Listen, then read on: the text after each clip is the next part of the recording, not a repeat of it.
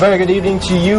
Welcome to the News at 9 live from the Newsfirst Centre in Colombo. I'm Nadim Majid. I'm Stephanie Lazarus. Let's start off with a look at tonight's headlines. The headlines on Newsfirst at 9. Notice issued on the General Secretary of the UPFA to appear in court.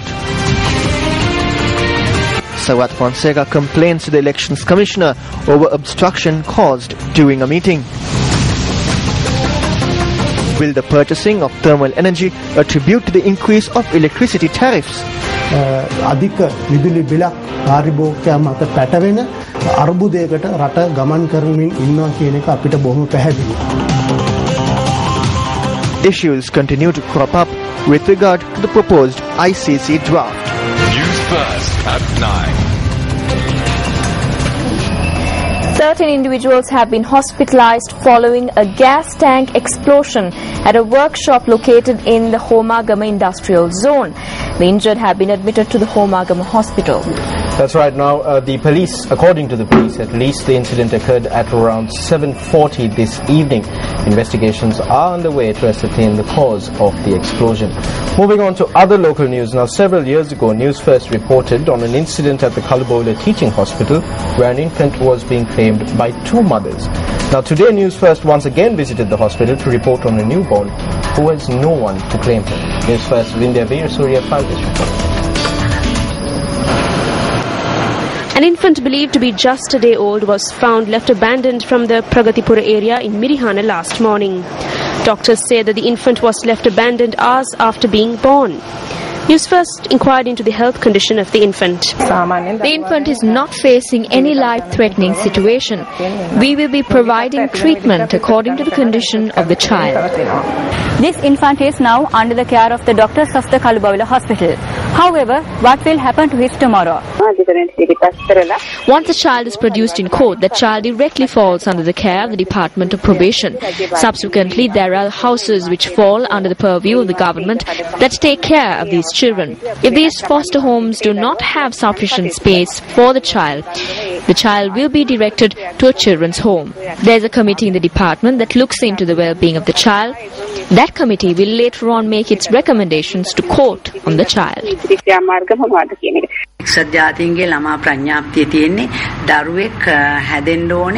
According to the United Nations, a child needs to be brought up in society under the care of the family or a close relative. A child can be placed in the care of foster care if there is no other option. I believe that once we are notified of a child that needs foster, we need to place in the care of the parents who have registered with us and seeking to adopt children.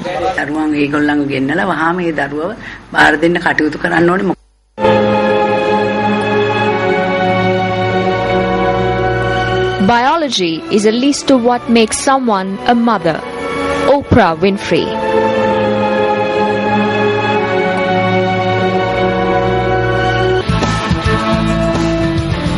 Now, Sri Lanka Cricket says it has expressed its stance on the draft for the new administrative structure of the International Cricket Council in writing to the chairman of the ICC. However, the Board of Control for Cricket in India, or the BCCI, has warned that it will not participate in future ICC events if the proposals of the ICC working group are not adopted. Meanwhile, in a letter addressed to President Mahinda Rajapaksa, SLC ex-core member Shammi De Silva raised suspicions of a secret deal between India and Sri Lanka.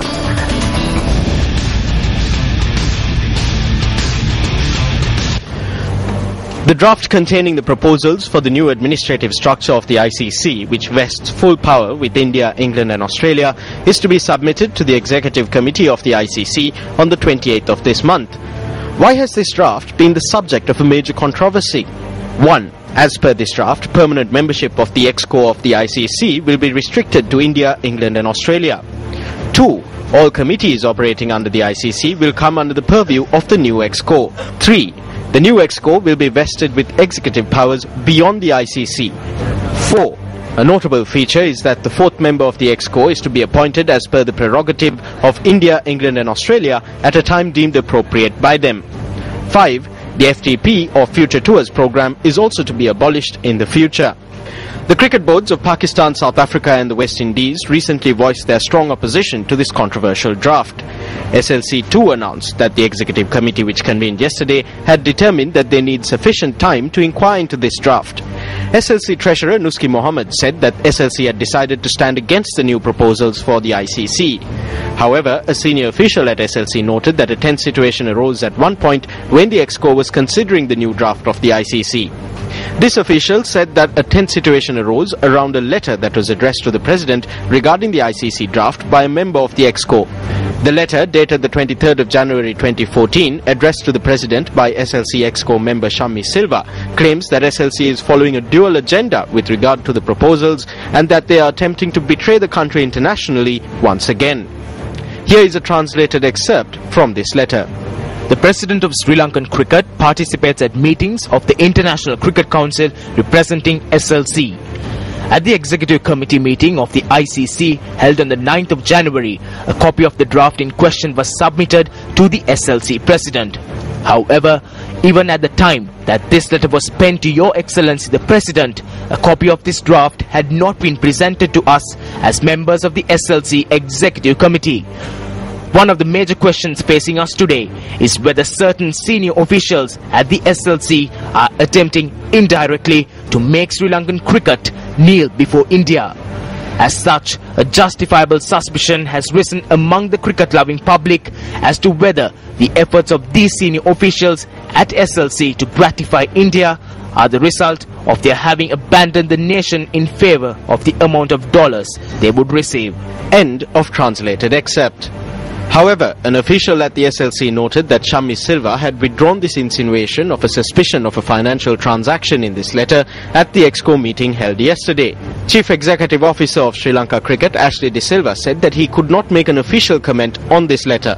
Meanwhile, in an announcement on its website, the BCCI, or Board of Control for Cricket in India, noted that India's participation or hosting of future ICC events will be subject to the proposals of the ICC Working Group being adopted by the ICC Board.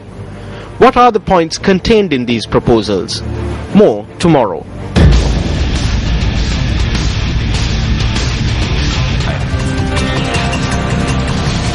Colombo District Judge Pradeep Hettiarachchi issued notice today on UPFA General Secretary Susi Premajantha to be present in the Colombo District Court on the 7th of February. The notice was issued after a petition filed by the chairman of the Uhana Pradesh Sabha was considered.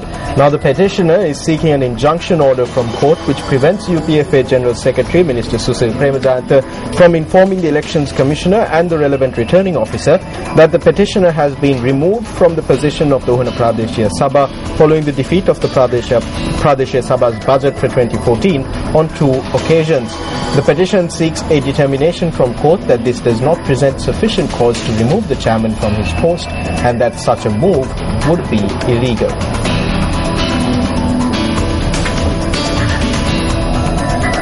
Over 70% of the nation's electricity requirement is being met through thermal power stations at present.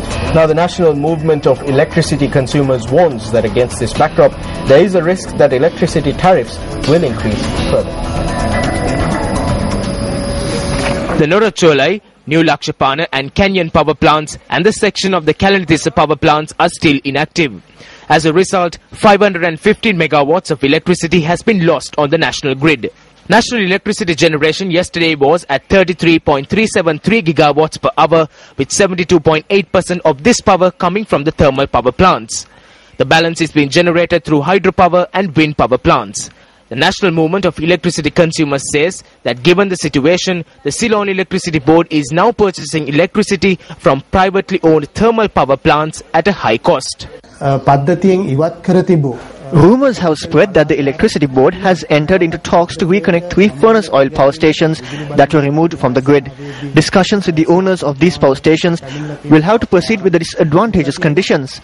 It is exceedingly clear to us that the country is once again on a journey where the Electricity Board will have to depend on the oil mafia and burden the people with an excessively high electricity bill. The National Movement of Electricity Consumers also points out that given the prevailing situation, estimates that are being prepared by the CEB are problematic. When considering the estimates prepared by the CEB last year, they prepared for an estimated loss of 38 billion rupees. But since we received plenty of rainfall last year, 6,000 gigawatts per hour were generated through hydropower, enabling the CEB to post an operating profit of 19 billion.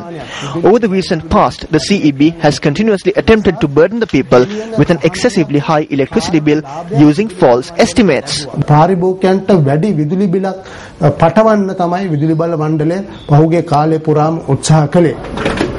UNP parliamentarian Sajith Premadasa also commented on the electricity crisis today.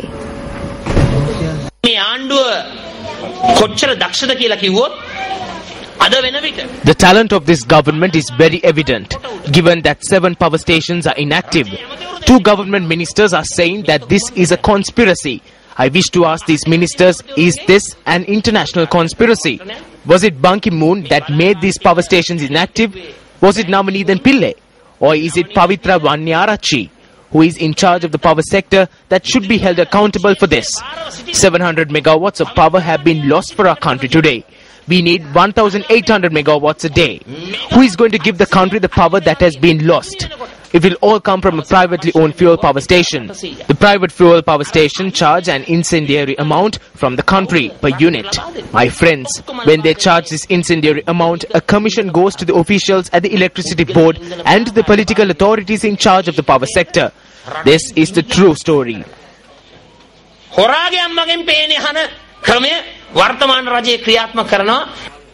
MP Sajith Premadasa expressed these views at an event held in Ambalanthur today to donate savings accounts to 100 children from the Vellivatha area.